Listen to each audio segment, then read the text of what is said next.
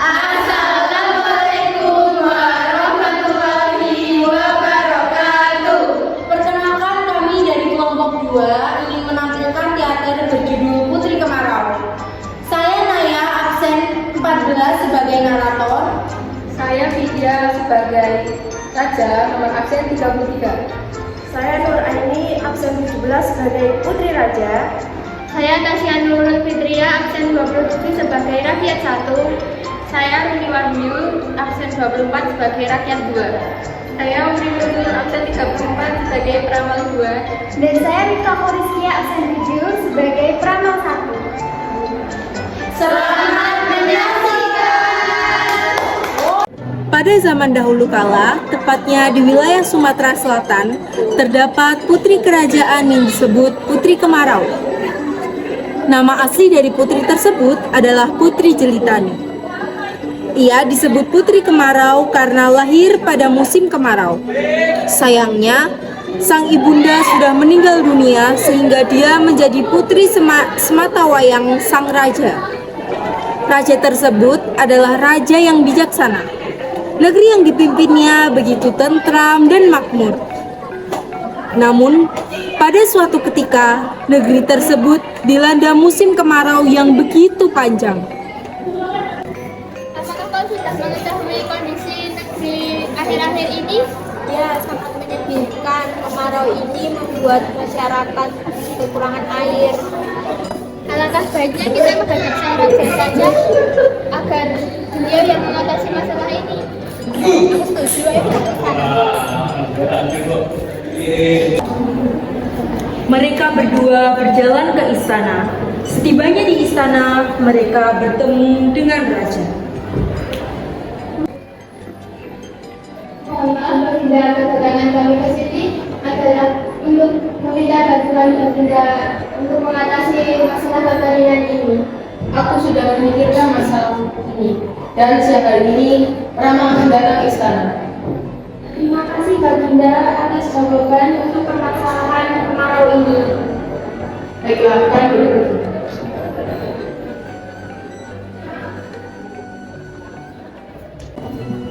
Pada siang harinya, peramal yang diundang oleh raja datang ke istana. Maaf Baginda, Allah berkenan Baginda memanggil saya kemari. Aku mengundang kau kemari dengan tujuan untuk mencari jalan keluar soal masalah kekeringan ini. Mohon maaf Baginda, saya tidak bisa menyelesaikan masalah kekeringan ini. Maaf atas keterbatasan kemampuan saya. Lalu, siapa yang dapat menyelesaikan masalah ini? Kasihan rakyat dan negeriku sangat menderita atas kekeringan ini. Baiklah, kau boleh pergi sekarang. Mohon maaf Baginda, saya ingat ada satu peramal sakti di desa utara. Mungkin peramal tersebut bisa menyelesaikan masalah negeri ini. Jika begitu, saya pamit undur diri. Peramal pun meninggalkan kerajaan. Sementara itu, raja masih berpikir keras tentang perkataan peramal mengenai solusi. Sementara itu, raja masih berpikir keras tentang perkataan peramal mengenai solusi dari musibah kekeringan yang sedang melanda rakyatnya. Aku sangat merasa bersalah pada rakyatku karena tidak bisa memberikan solusi atas kekeringan yang terjadi pada saat ini. Tiba-tiba raja mengingat perkataan peramal tentang peramal sakti lain dari desa utara. Segera sebelum mengingat itu, raja bersiap-siap untuk menemui peramal sakti yang dimaksud. Sebelum berangkat, raja memanggil sang putri yang tidak lain adalah Putri Kemarau untuk menemuinya. Wahai anakku, Ada apa ayah? aku mengundang kau kemari karena ayah akan pergi ke suatu desa yang jauh dari kerajaan ini. Selama kekecilan ayah percayakan kerajaan ini padamu. Baiklah ayah, aku akan mematuhi perintah ayah. Baiklah, kau boleh pergi sekarang.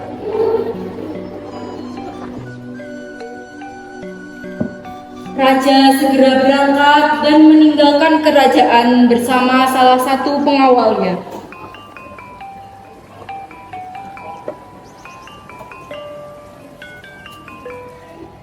Setelah beberapa jam, raja pun tiba di kediaman peramal sakti yang dituju. Suatu kehormatan bagi saya, Baginda telah jauh-jauh datang ke sini. Silakan duduk ke saya.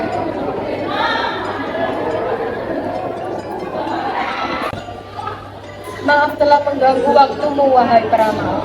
Kedatanganku kemari untuk meminta bantuanmu atas kekeringan yang terjadi pada kerajaanku. Aku sudah mencari solusi untuk rakyat dan negeriku, tetapi aku tidak menemukannya. Tolong, wahai peramal, apakah kau memiliki jalan keluar untuk masalah yang terjadi pada negeriku?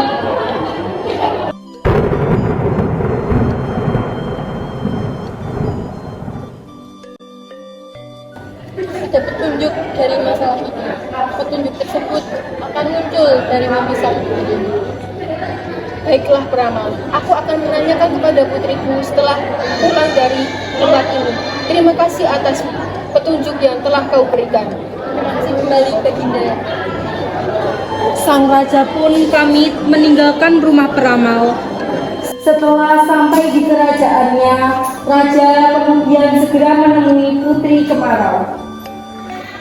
Wahai putriku, ayah sudah bertemu peramal yang saya ceritakan pada tempo lalu. Peramal itu berkata, solusi dari kekeringan negeri kita berada pada mimpi putriku. Bukankah kau sudah bermimpi tentang solusi tersebut? Mohon maaf ayah, tetapi aku belum mengalami tentang petunjuk tersebut. Bagaimana jika kita menyerahkan masalah kekeringan ini kepada Tuhan? Benar putriku, ternyata selama ini aku salah. Ayah sadar apa yang telah ayah lakukan selama ini. Saat sedang tertidur, Putri Kemarau bermimpi bahwa ia bertemu dengan ibunya. Di dalam mimpi, sang ibu berkata bahwa apa yang telah terjadi di negeri ini akan segera berakhir apabila ada seorang gadis yang bersedia berkorban untuk menceburkan dirinya ke sungai. Putri Kemarau segera terbangun dari tidurnya. Raja yang mendengar sang putri meninggal pun tergesa masuk ke dalam kamar Putri Kemarau dengan wajah khawatir. Wahai putriku, ada apa putriku? Ayah, aku mendapatkan mimpi. Dalam mimpi tersebut, aku bertemu ibunda. Lalu ibunda mengatakan bahwa kekeringan yang tengah dialami negeri ini akan segera berakhir apabila ada seorang gadis yang rela menceburkan dirinya ke sungai. Bila memang begitu, ayah akan mengumumkan besok pada para rakyat. Dan ayah akan mengadakan sayembara untuk gadis yang merelakan dirinya untuk persembahan negeri ini.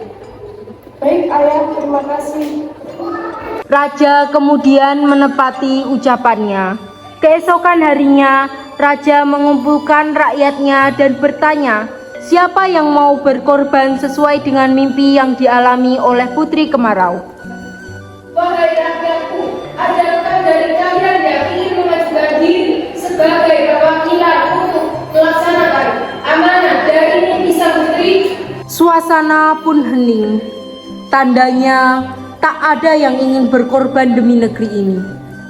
Setelah beberapa saat, raja dikejutkan oleh satu suara yang tidak asing di telinga. Mohon maaf ayah, aku berlalu berada di sini makmur seluruh rakyat di negeri ini.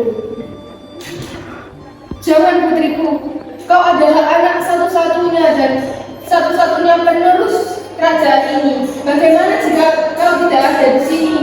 Tidak ayah, sebaiknya aku mengorbankan diri demi rakyat. Dan mungkin ini adalah takdirku.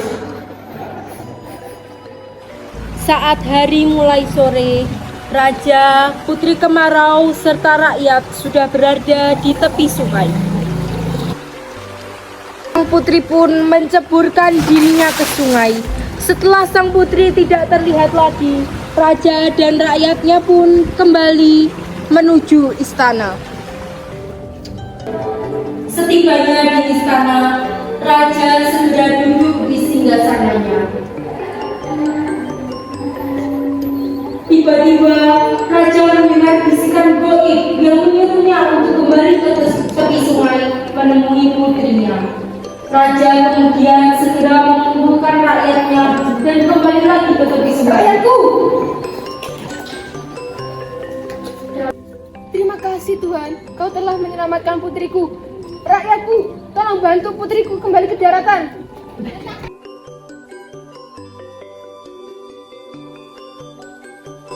Raja sangat bersuka cita. Rombongan itu pun kembali ke istana dan masalah sudah terselesaikan. Beberapa tahun kemudian, Putri Kemarau menjadi ratu menggantikan ayahnya. Ia memerintah dengan bijaksana, sehingga rakyatnya bisa hidup dengan tentram dan makmur.